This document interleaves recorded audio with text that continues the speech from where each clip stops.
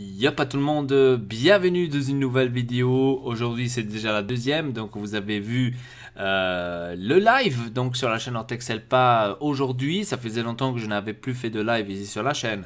Je me suis dit de vous faire un petit live, de vous faire un peu de plaisir de jouer sur Call of WW2. Certes, il y a toujours des cons qui mettent des dislikes, j'aimerais bien savoir qui c'est. Si vous avez des couilles à écrire en dessous les commentaires pourquoi vous mettez un dislike, pour que je peux vous traiter au moins mutuellement chez vous à la maison. Mettez aussi un commentaire, quoi. C'est facile de mettre un dislike et de ne pas savoir pourquoi. La qualité elle est là, l'ambiance elle est là, le jeu il est là, qu'est-ce que tu veux de plus, porco dio. Donc va te cacher. Alors, aujourd'hui on va parler de l'Inter. L'Inter qui va jouer ce soir, donc à 20h45 contre Cagliari. Inutilement, c'est inutile de vous dire que c'est une finale. C'est une finale. Tous les matchs maintenant qui vont venir jusqu'à la fin, ça va être des finales. Donc on doit tous les gagner. C'est inutile de vous le dire et de vous le répéter. Contre Cagliari, je m'attends déjà à un meilleur jeu. Parce que là, contre Atalanta, on a remontré à nouveau qu'on est retourné au même niveau qu'on y était il y a 2 mois quand on a fait la petite crise. Bon, petite grande crise. Donc qu'on ne s'est plus rattrapé aussi facilement. J'espère que maintenant ça ne va pas recommencer parce que sinon on aura du mal.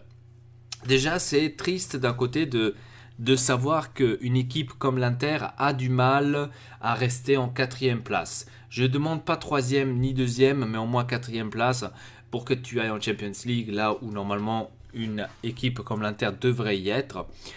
Et personnellement aussi une équipe comme le Milan devrait y être.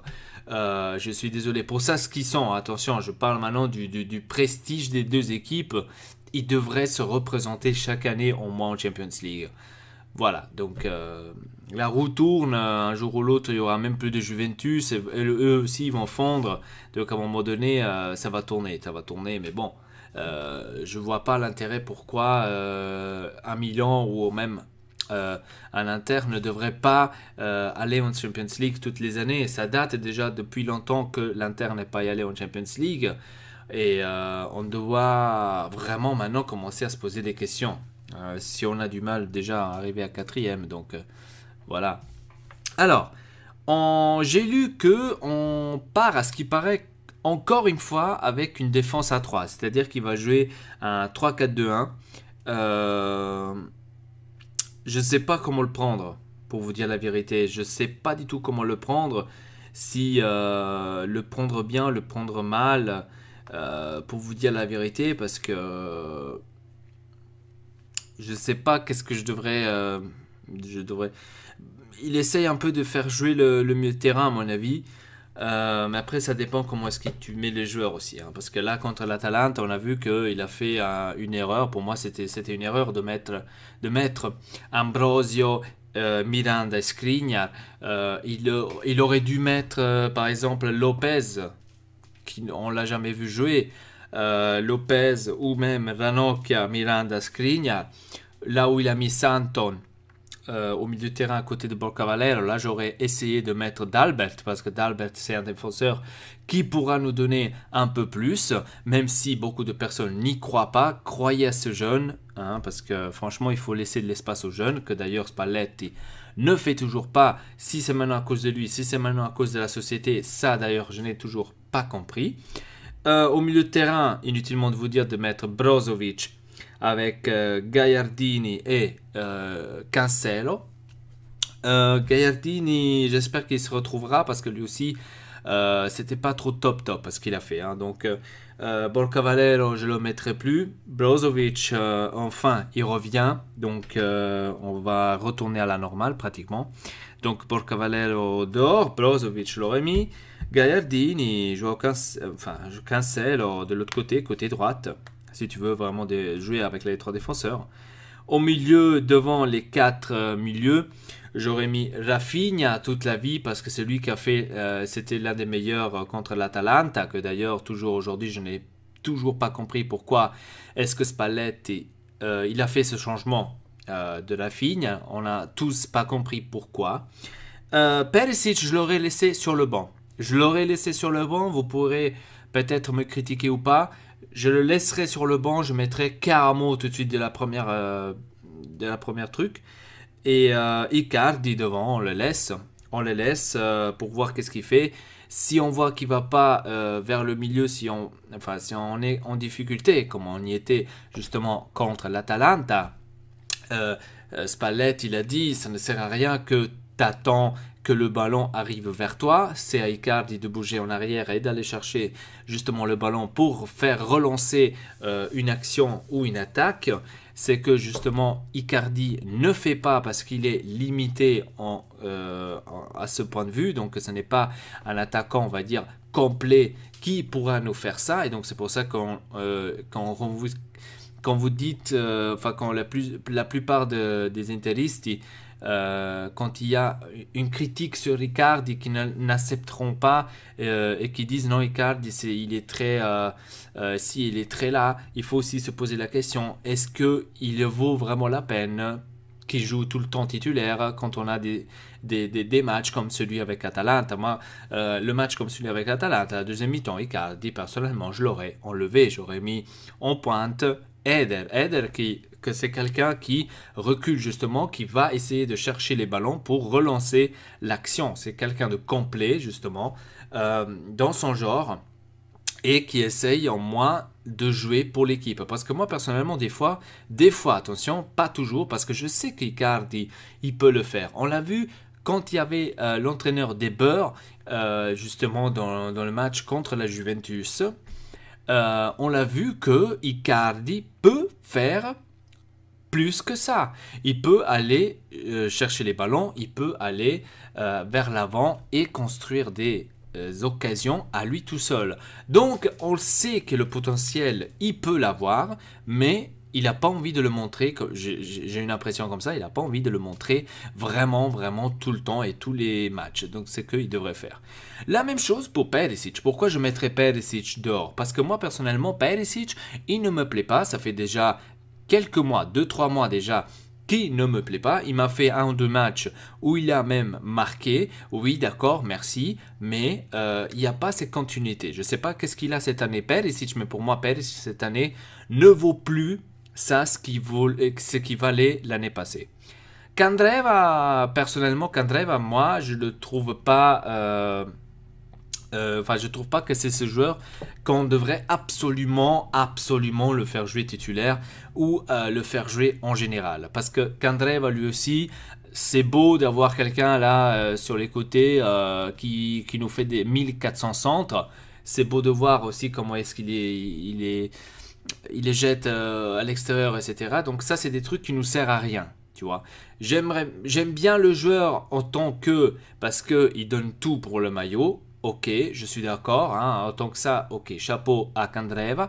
Mais d'un autre côté, football, donc quand on est clair et net par rapport à ça, on voit quand même un joueur qui nous jette des ballons en l'air inutilement. Donc dès qu'on fait une attaque ou qu'on essaie de faire une attaque, Candreva, quand il vient de son côté, il essaie toujours de centrer. Et la plupart du temps, c'est toujours soit centré sur le défenseur, soit c'est à l'extérieur, soit c'est pas là où il devrait la mettre. Donc c'est très très rare. Donc je dis pas qu'il n'arrive jamais à faire des bons centres, ça je le dis pas. Mais Candreva devrait quand même commencer à se poser des questions. Et j'aurais commencé à insérer Caramo. Caramo, que c'est quelqu'un pour moi, le joueur clé de cette équipe et le joueur futur pour cette équipe de l'Inter, que j'espère que l'année prochaine, il sera titularisé et on pourra le voir beaucoup plus souvent, justement, si on veut aller jouer la Champions League.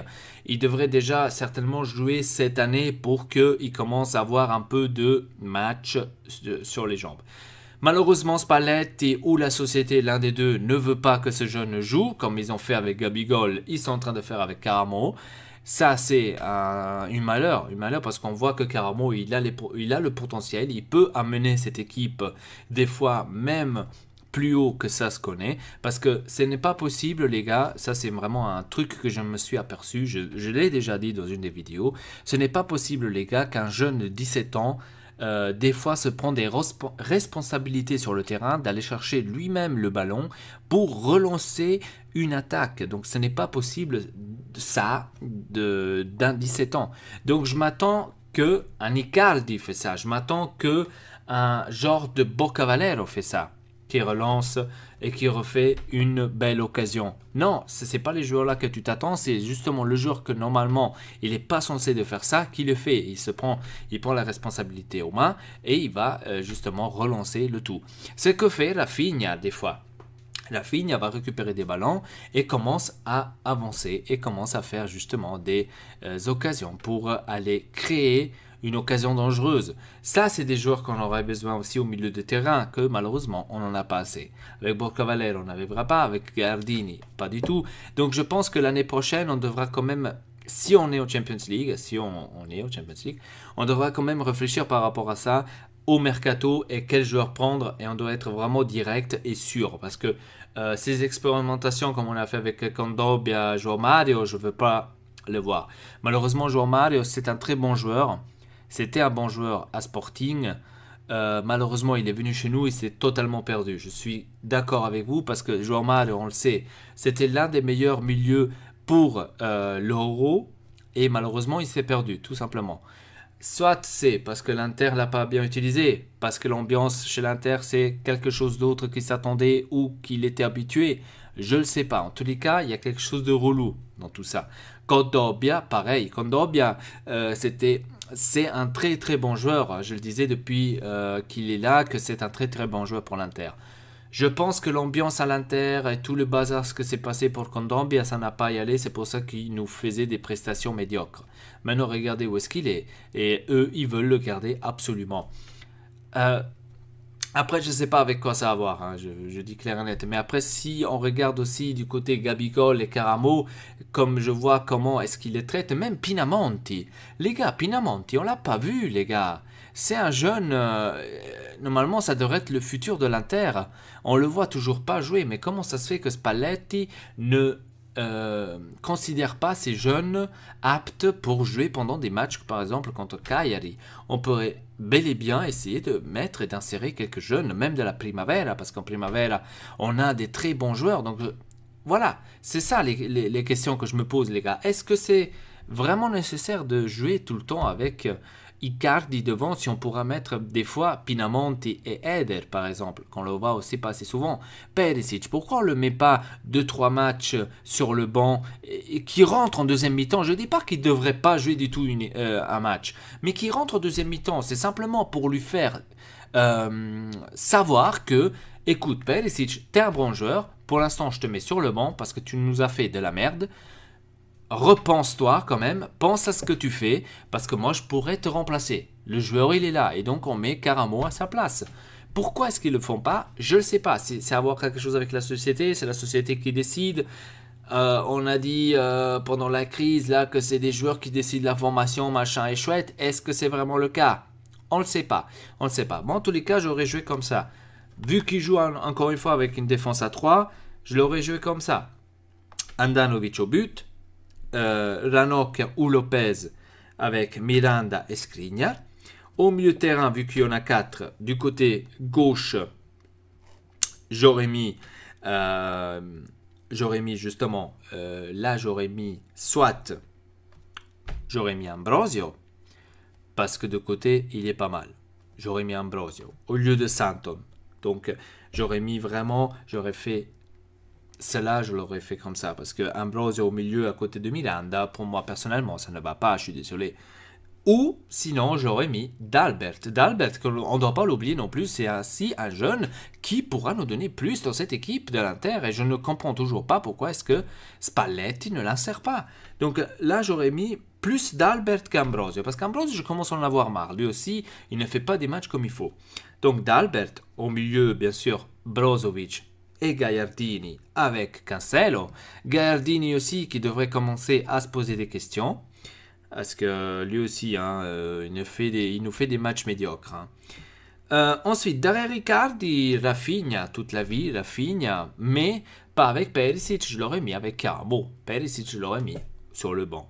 Et devant, Icardi. Icardi, jusqu'il nous fait des bons travaux, tout simplement. Dès qu'il commence à faire lui aussi ce qu'il veut, non, je le change, je mets Eder ou Pinamonti, par exemple. Voilà. Ça, c'était ma formation. Donc, dites-moi dans les commentaires qu'est-ce que vous en pensez, qu'est-ce que vous croyez, comment est-ce que l'Inter va jouer. J'aimerais bien savoir ça de votre part. Donc, comme je vous ai dit, n'hésitez pas. N'hésitez pas de nous laisser un commentaire, ça nous ferait plaisir. De laisser un like. Pour ceux qui mettent des dislikes, je suis désolé pour vous, mais vous êtes perdus dans votre vie. Et voilà, avec ça, c'était tout pour aujourd'hui. Forza Inter, ce soir. Je ferai certainement une vidéo tout de suite, juste après le match, parce que je le regarderai. Donc pour une fois, je ferai tout de suite une vidéo juste après pour que je vous dise la mienne, comment est-ce que j'ai vu le match. Et voilà, avec ça, je vous dis tout simplement merci beaucoup de regarder ces vidéos. Rendez-vous ce soir après le match de l'Inter. Et avec ça, je vous dis à très bientôt.